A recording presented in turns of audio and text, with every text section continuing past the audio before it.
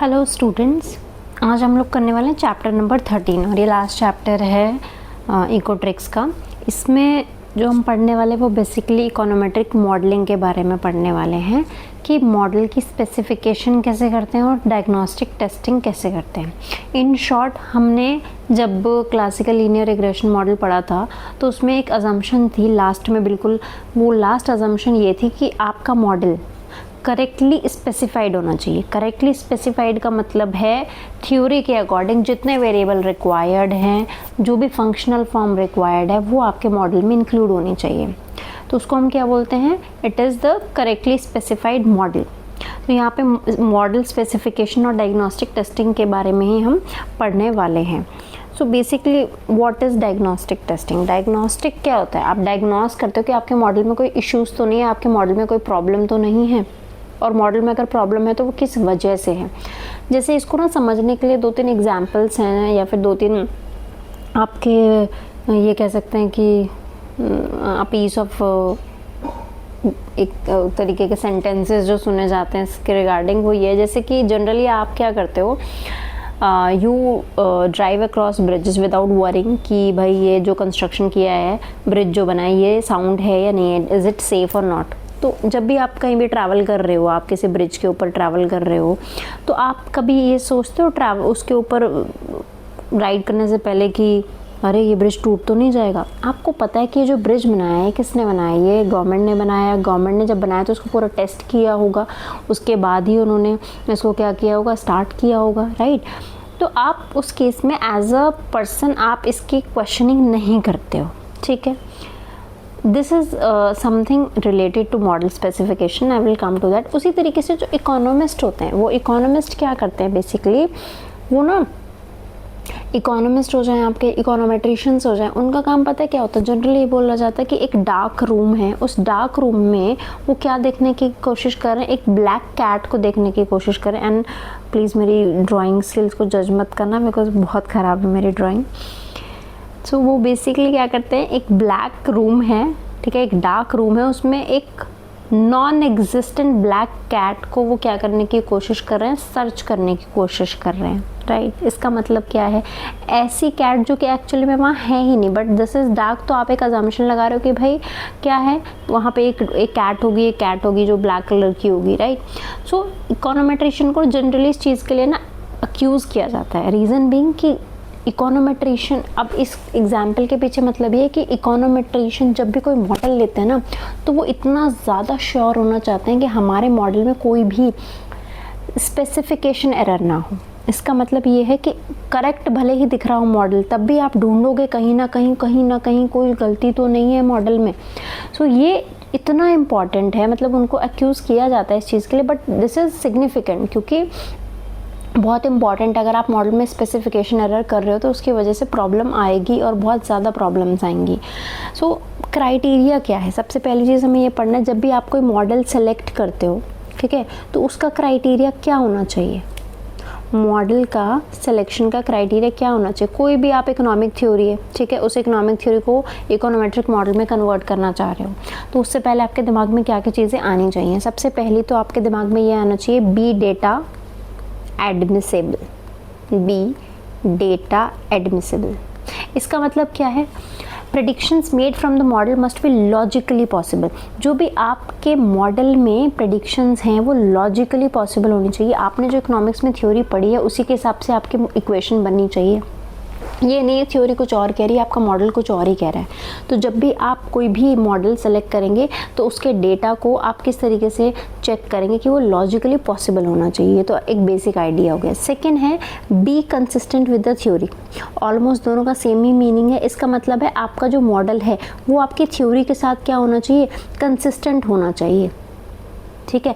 अब मान के चलो आप ना केन्स की कंजम्पशन थ्योरी पढ़ रहे थे, उसमें कंजम्पशन कर्व जो है वो कुछ इस तरीके से आ रहा था, ठीक है, थ्योरी में आपका कंजम्पशन कर्व इस तरीके से आ रहा था। लेकिन जब आपने अपना मॉडल में इक्वेशन बनाई तो आपका कंजम्पशन कर्व जो है वो कुछ ऐसे दिख रहा है, ठीक है। तो इस केस में क्या होगा? इस केस में आपका मॉडल कुछ और रिजल्ट दे रहा है और एक्चुअल थ्योरी कुछ और कह रही है। तो आपके जो मॉडल है वो हमेशा कंसिस्टेंट होना चाहिए थ्योरी के साथ। It should always be consistent. उसके बाद थर्ड जो आपका मॉडल सिलेक्शन का क्राइटेरिया है उसमें ये है have weekly exogenous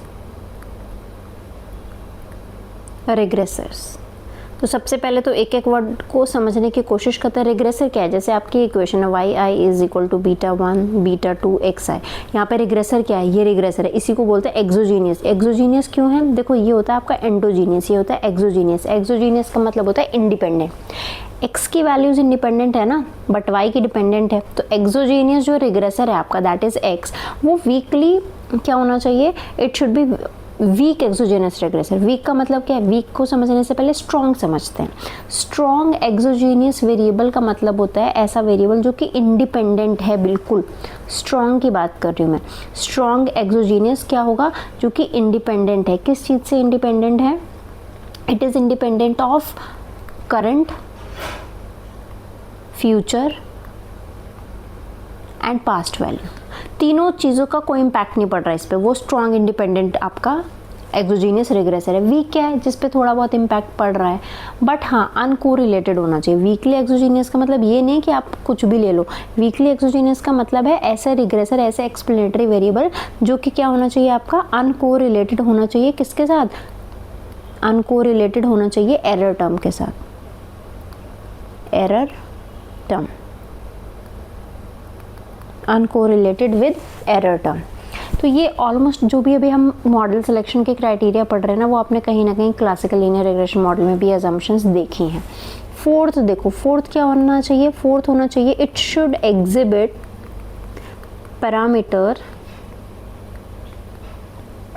parameter constituency. इसका मतलब वैल्यूज़ जो हैं पैरामीटर्स की वो स्टेबल होनी चाहिए। स्टेबल ये नहीं कि आपने एक डेटा लिया जिसमें एक्स वाई की वैल्यूज़ थी, यहाँ से आपने बीटा 1 और बीटा 2 हैट निकाल लिया, फिर एक अलग आपने डेटा ले लिया, है वही लेकिन एक अलग सैम्पल ले लिया, ठीक है। इसमें जो बीटा 1 हैट और बीटा 2 हैट की वैल्यूज़ आई हैं वो कुछ अलग आई हैं।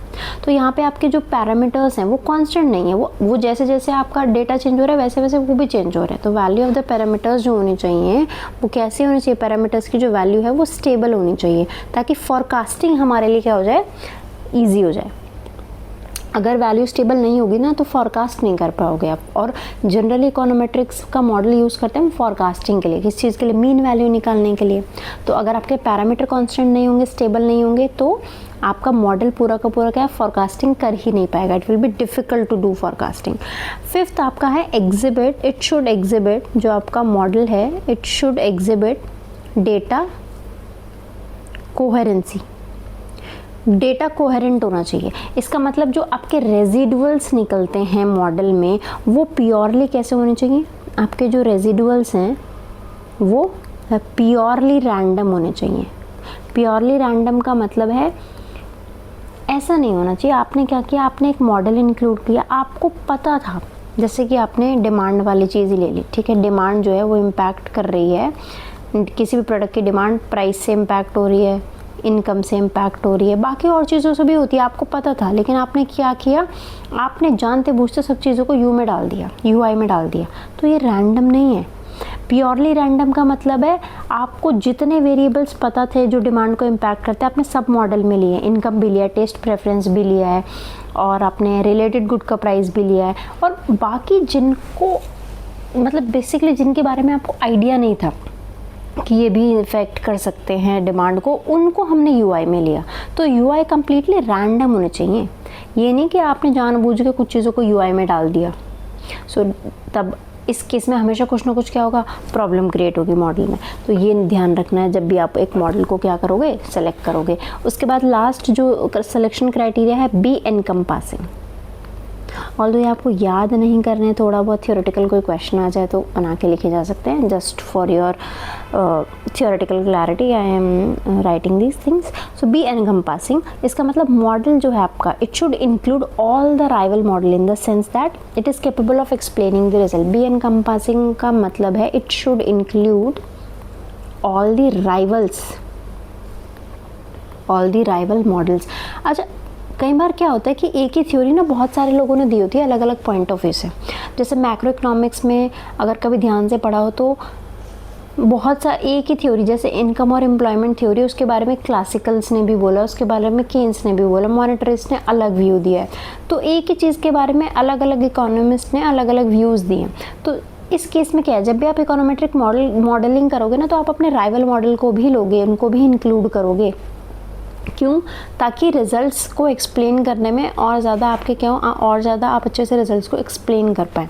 कई बार क्या होता है, आपने खुद का कुछ बना लिया और फिर वो कुछ अलग ही दिख रहा है। आप हर टाइप का मॉडल एक्सप्लेन करो। जब भी कोई भी मॉडलिंग कर रहे हो, आप किसी भी थ्योरी की इकोनोमेट्रिक मॉडलिंग करोगे, तो उसको क्या करना है, आपको हमेशा आप राइवल मॉडल से भी कंपेयर करना ही करना है। आपके अपने राइवल मॉडल को भी इंक्लूड करना है अपनी थ्योरी में। नेक्स्ट टॉपिक है कि आप एरर्स तो करते हो, है ना। जब भी आप कोई मॉडल बनाते हो, आप परफेक्ट तो हो नहीं। इवन जो बिल्कुल इतने परफेक्ट इकोनोमेट्रिशियन है, वो भी परफेक्ट नहीं है। तो स्पेसिफिकेशन एरर तो हमारे होते हैं, बट ये स्पेसिफिकेशन एरर के टाइप्स क्या हैं, व्हाट आर द टाइप्स। तो नेक्स्ट जो टॉपिक है इसमें वो है टाइप्स ऑफ स्पेसिफिकेशन एरर्स। आपके स्पेसिफिकेशन जो एरर होते हैं वो किस किस टाइप के होते हैं। सबसे पहले टाइप की बात करते हैं। जो सबसे पहला टाइप है वो आपका होता है omitting a relevant variable. Omitting a relevant variable. इसका मतलब आप अपने मॉडल में जो वेरिएबल इंपॉर्टेंट था उसी को ही मॉडल में लेना भूल गए, उसको ही मॉडल में लेना भूल गए। अब इसको आप कैसे एक्सप्लेन करोगे। जैसे कि आप मान के चलो, आपके जो ट्रू मॉडल था वो ये था, y = β1 β2 xi plus β3 xi square plus β4 xi cube plus u1i। ठीक है, ये आपका ट्रू मॉडल था। ठीक है, और ये जो मॉडल है वो किसका है, क्यूबिक टोटल कॉस्ट फंक्शन है। पहले कभी पढ़ा होगा मैं उसमें इकोनॉमिक्स में, although this is not so important. अभी हम क्या कर रहे हैं, ये हमारा ट्रू मॉडल है। ठीक है, ट्रू मॉडल को पर्पल कलर से लिख दे। ये ट्रू मॉडल है जो एक्चुअल में हमें लेना चाहिए था, बट इसकी जगह पे क्या किया गया, इसकी जगह पे हमने ले लिया ये वाला model, yi = α1 α2 xi plus α3 xi square plus u2i, ये ले लिया इसकी जगह पे। अच्छा, क्या मिस किया, क्या मिस हुआ, xi3 मिस हो गया, ये मिस हो गया।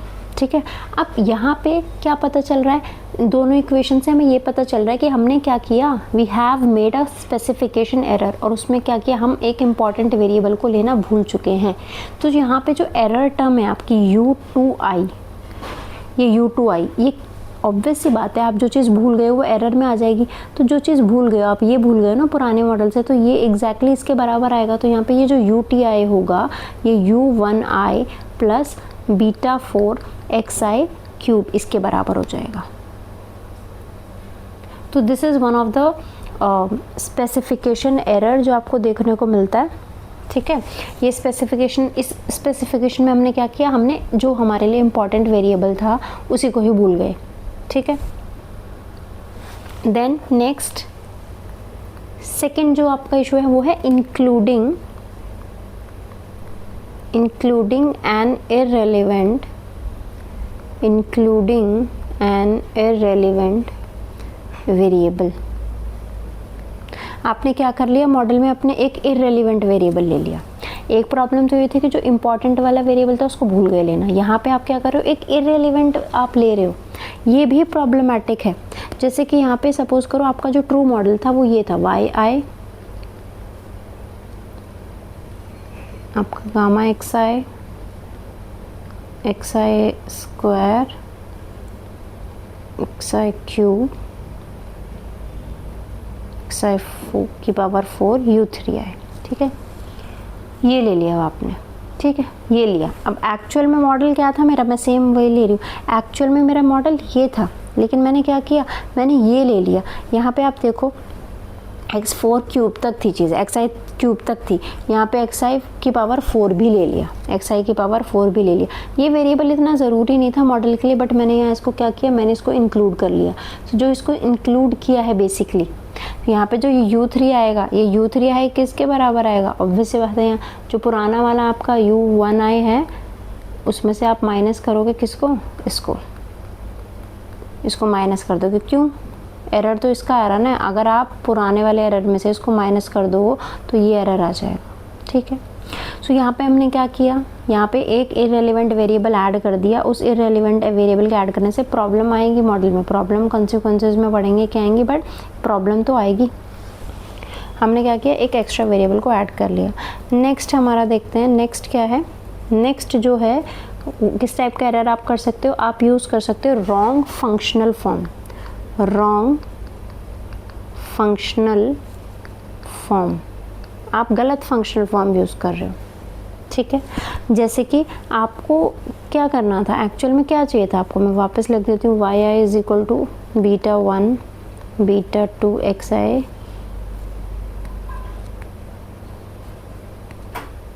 प्लस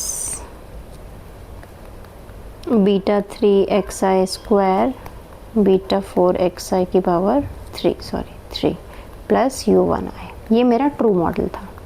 इसकी जगह पे क्या एस्टिमेट कर लिया, इसकी जगह पे मैंने ले लिया मॉडल में ln, दैट इज़ लॉग ले लिया एक साइड, और यहाँ लिख लिया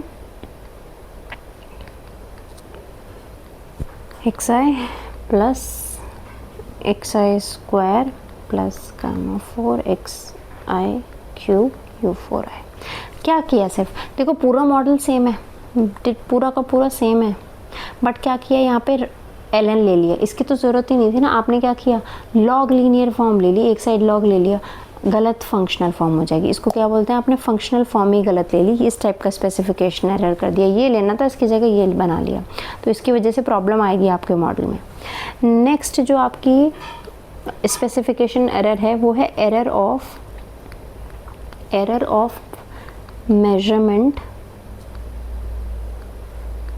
ऑफ मेजरमेंट बायस। कई बार आप क्या करते हो, मेजरमेंट का बायस कर देते हो तो भी प्रॉब्लम क्रिएट हो जाती है। जैसे कि कौन सा मॉडल चाहिए था, मॉडल फिर से लिख रही हूँ, Y I is equal to beta 1 beta 2 x I plus beta 3 x I square beta 4 x i cube plus u1 i. ये मेरा ट्रू मॉडल था, बट इसकी जगह पे क्या किया, इसकी जगह पे I have introduced a model which is Y I star is equal to beta 1 star beta 2 star X I star beta 3 star X I star की power square plus beta 4 star X I star की power cube plus you I star.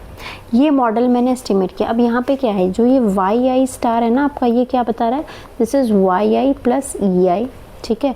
और x I star क्या बता रहा है, x I plus W I. इसका मतलब क्या है, जो ई आई है और डब्ल्यू आई है ये एरर ऑफ मेजरमेंट है। एरर ऑफ मेजरमेंट का मतलब है आपको ना कुछ और मेजर करना था वाई और एक्स की जगह, बट आपने कुछ और मेजर कर दिया, उसमें कुछ और आपने क्या किया, basically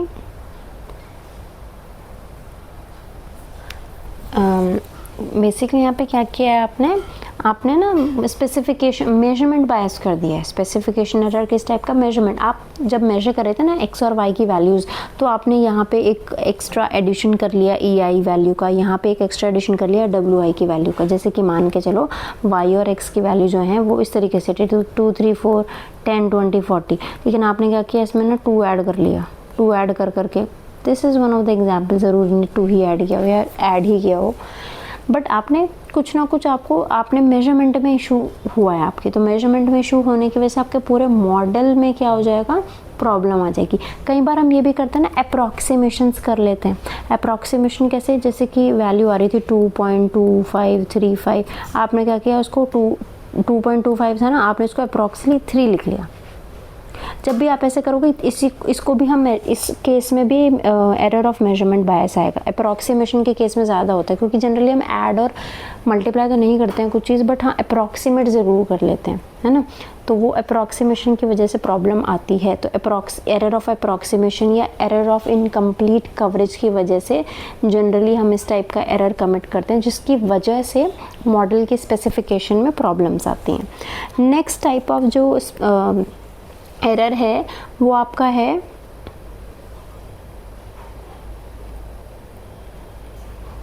next error is incorrect specification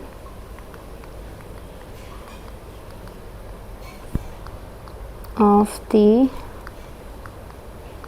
stochastic error term. Basically हम क्या कर रहे हैं, हम जो एरर टर्म है उसको ही उसके केस में कुछ गड़बड़ कर रहे हैं। जैसे कि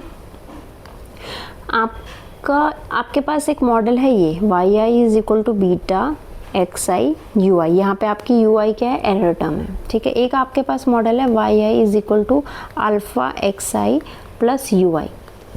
although the variables are same, देखो यहाँ पे वेरिएबल सेम है, एक्स यहाँ पे भी है, एक्स यहाँ पे भी है, पैरामीटर यहाँ पे भी है, यहाँ पे भी है, एरर टर्म यहाँ पे भी है और यहाँ पे भी है, ठीक है। बट यहाँ पे स्लोप कोफिशिएंट देखो ये बीटा है यहाँ पे और यहाँ स्लोप कोफिशिएंट अल्फा है। डिफरेंस क्या है, डिफरेंस ये है कि ये मल्टीप्लाई में आ रहा है, ये आपका प्लस में आ रहा है, ठीक है। तो हमारा क्वेश्चन ये है कि अगर हम एक्सपेक्टेशन ऑफ अल्फ़ा हैट निकालें कि तो क्या वो बीटा के बराबर आएगा, मतलब क्या ये इसके बराबर है।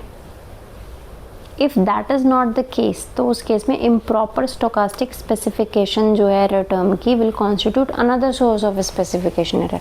और आपको पता है ये कभी होगा नहीं, दिस विल नॉट हैपन, क्योंकि यहाँ जो आपका यू आई आ रहा है वो देखो प्लस में आ रहा है, यहाँ आपका यू आई मल्टीप्लाई में आ रहा है, तो प्रॉब्लम क्रिएट होगी ना।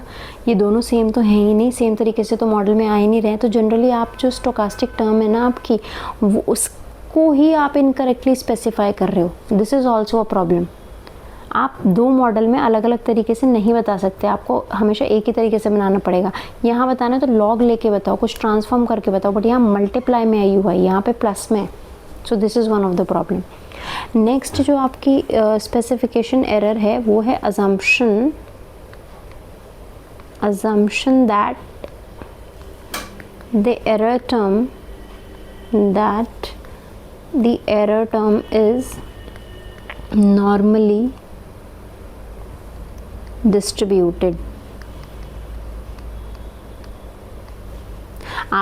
हम एक assumption लेते हैं कि जो error term है वो normally distributed है, ये वाली। तो ये भी एक हम क्या करते हैं, एरर कंसीडर करते हैं। सपोज करो कि बेसिकली आप कुछ इस टाइप की चीज़ें ले रहे हो, जैसे कि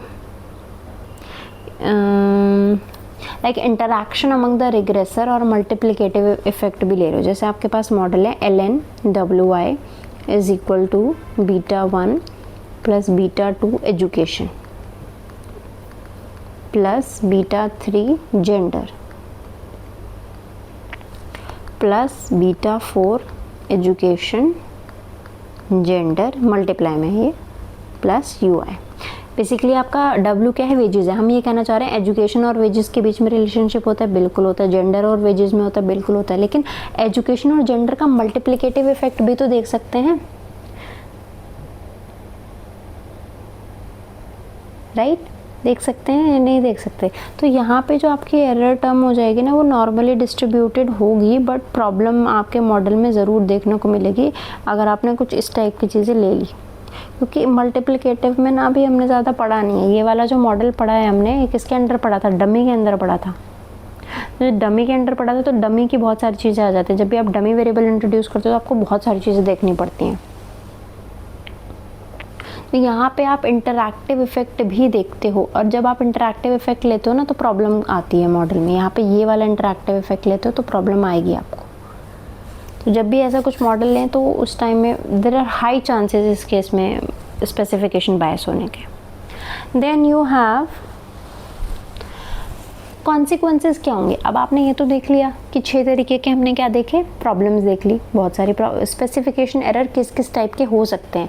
आप कोई वेरिएबल लेना भूल गए इंपॉर्टेंट, या फिर आपने कोई एक्स्ट्रा वेरिएबल जो रेलिवेंट भी नहीं था उसको मॉडल में इंक्लूड कर लिया, या फिर आपने गलत फंक्शनल फॉर्म यूज़ कर ली, या फिर हो सकता है आपने मेजरमेंट करते हुए जब एक्स वाई का मेजरमेंट हुआ था कुछ बायसनेस आ गई तो प्रॉब्लम है। आपने जो एरर टर्म है उसको अलग तरीके से कंसीडर कर लिया मॉडल में तो भी आपका स्पेसिफिकेशन एरर आएगा। आपने इंटरैक्टिव मॉडल लिया है जिसमें आप क्या कर रहे रहे हो, एक क्वालिटेटिव और एक क्वांटिटेटिव वेरिएबल को ऐड कर रहे हो, तो उसको ध्यान में रखते हुए आपने मतलब वो यूज़ करना था आपको बहुत ध्यान से डमी वेरिएबल की तरह, बट आपने डमी ना लेके आपने क्या किया, आपने नॉर्मली इसको ट्रीट करके कुछ और ही बना दिया. So there could also be the problem of specification error. अब consequences क्या होंगे when you are basically committing specification error, तो उसके बेसिक consequences क्या हो सकते हैं. अब अभी तक जितनी प्रॉब्लम्स हमने देखी हैं, be it multicollinearity, be it autocorrelation, heteroscedasticity, सबके अपने क्या क्या थे, सबके अपने अपने consequences थे. तो जब आप कोई भी मॉडल में स्पेसिफिकेशन एरर करते हैं तो उसके consequences क्या क्या होंगे वो देखते हैं. तो जनरली हम यहाँ पे ना दो मॉडल के consequences देख रहे हैं. When you are under fitting a model, when you are under fitting a model, और दूसरा when you are over fitting a model. Under fitting का मतलब आपको समझ आ गया होगा, when you are omitting the important variable, और ओवर फिटिंग आप बिल्कुल ओवर फिट कर रहे हो, जिस वेरिएबल की ज़रूरत भी नहीं है आप उस वेरिएबल को भी क्या कर रहे हो, आप उस वेरिएबल को भी इंक्लूड कर रहे हो. सो ओमिटिंग, अंडर फिटिंग में आपका क्या आ जाएगा, ओमिटिंग अ रेलिवेंट वेरिएबल. वहीं ओवर फिटिंग में आप क्या कर रहे हो, यू आर इंक्लूडिंग बेसिकली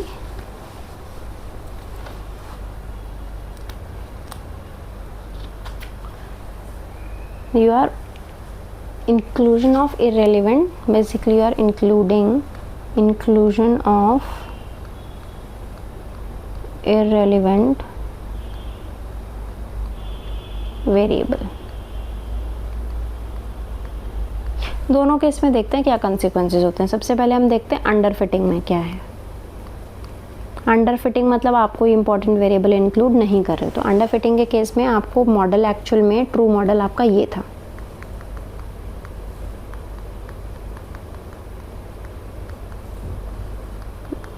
ये था.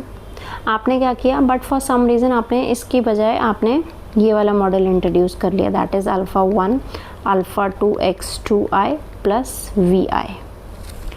अब यहाँ पे कॉन्सिक्वेंसेस क्या क्या हो सकते हैं. कॉन्सिक्वेंसेस आपका सबसे पहला तो ये हो जाएगा कि अगर आपके वेरिएबल x3 और x2 जो है वो कोरिलेटेड है, ठीक है, इसका मतलब कोरिलेशन जो है 2 और 3 के बीच में है वो नॉन ज़ीरो है, नॉन ज़ीरो है.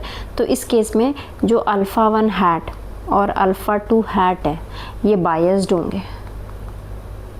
ये हमें पता है बायस्ड होंगे. बायस्ड क्यों होंगे, क्योंकि वही है आपके इश्यूज, इसका एक्सपेक्टेशन इसके बराबर नहीं आएगा, इसका एक्सपेक्टेशन इसके बराबर नहीं आएगा, है ना. और एक वेरिएबल हम ओमिट कर चुके हैं यहाँ पे, तो बायस्ड होंगे.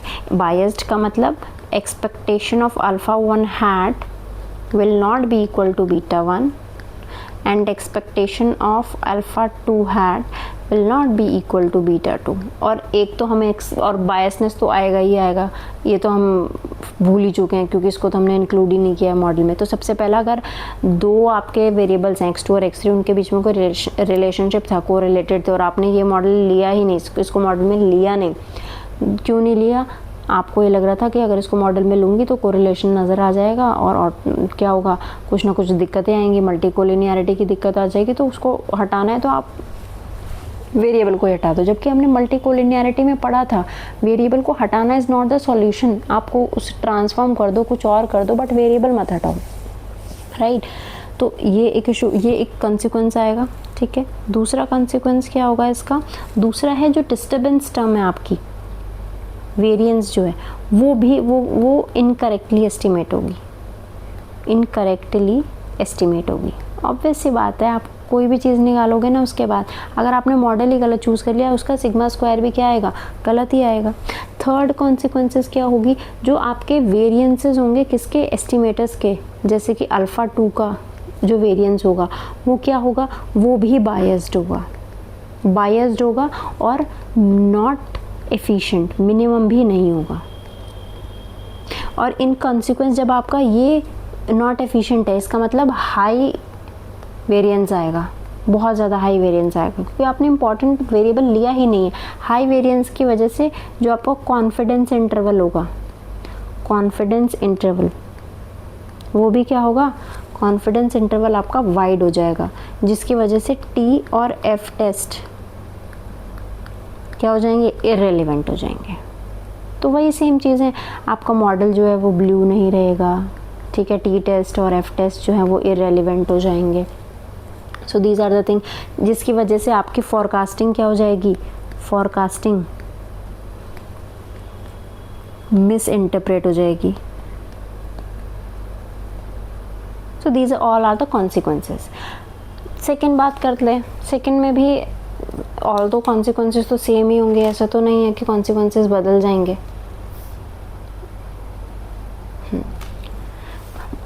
सो सेकेंड जो हमारा मॉडल है that is over fitting. Over fitting के क्या है, ओवर फिटिंग में आप एक एक्स्ट्रा वेरिएबल ऐड कर रहे हो। आपका मॉडल जो है, ट्रू मॉडल ये था, y I is equal to beta 1 plus beta 2 x2i plus you i, but आपने इसकी जगह पे ये मॉडल ले लिया।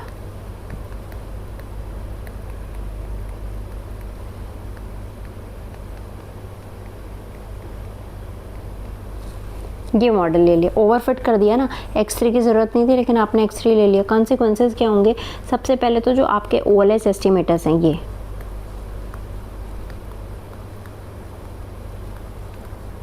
ये क्या हो जाएंगे, ये OLS एस्टिमेटर आपके अनबायस्ड रहेंगे और कंसिस्टेंट भी रहेंगे। इसका मतलब एक्सपेक्टेशन ऑफ अल्फ़ा 1 जब निकालेंगे तो बीटा 1 के बराबर आएगी, एक्सपेक्टेशन ऑफ अल्फ़ा 2 हैट निकालेंगे तो किसके बराबर आएगी, बीटा 2 के बराबर आएगी। बट जब एक्सपेक्टेशन ऑफ अल्फ़ा 3 हैट निकालेंगे वो किसके बराबर आएगी, वो एक्चुअल में तो यहाँ बीटा 3 के बराबर आनी चाहिए थी, बट बीटा 3 तो कुछ है ही नहीं, ज़ीरो है, क्योंकि मॉडल में लिया ही नहीं था। तो एक चीज़ तो हमारी ज़ीरो आ गई। तो ये दिस इज़ द प्रॉब्लम, यहाँ ये प्रॉब्लम आई है, पहली प्रॉब्लम। दूसरी क्या है, जो एरर वेरिएंस है, एरर वेरिएंस सिग्मा स्क्वायर, वो क्या है, वो करेक्ट आएगा, कोई प्रॉब्लम नहीं है, it will B correctly estimated. इसकी वजह से आपके जो कॉन्फिडेंस इंटरवल है, हाइपोथेसिस टेस्टिंग है, वो भी करेक्ट आएगी। Remain valid, it will remain valid, क्योंकि रिजल्ट्स तो आपके सही आ रहे हैं, बस एक चीज़ अलग आ रही है। बट प्रॉब्लम कहाँ आएगी, जो आपके एस्टिमेटेड अल्फाज है ना, वो इनएफिशिएंट आएंगे,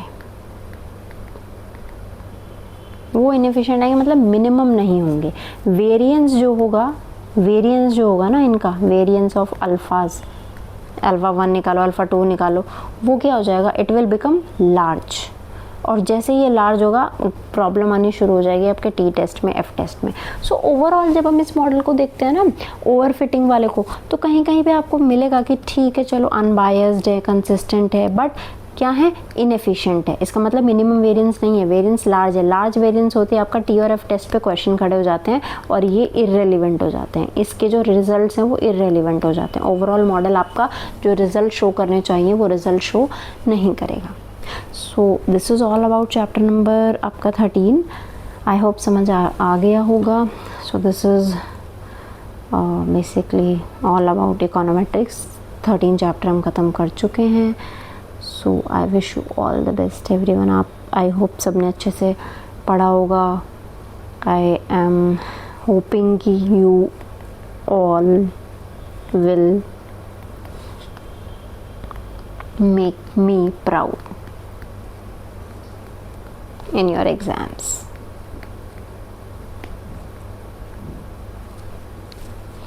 So all the best. I know this is a tough subject, but थोड़ी सी प्रैक्टिस आप करेंगे तो आप इसको बहुत अच्छे से नेल करेंगे, बहुत आराम से।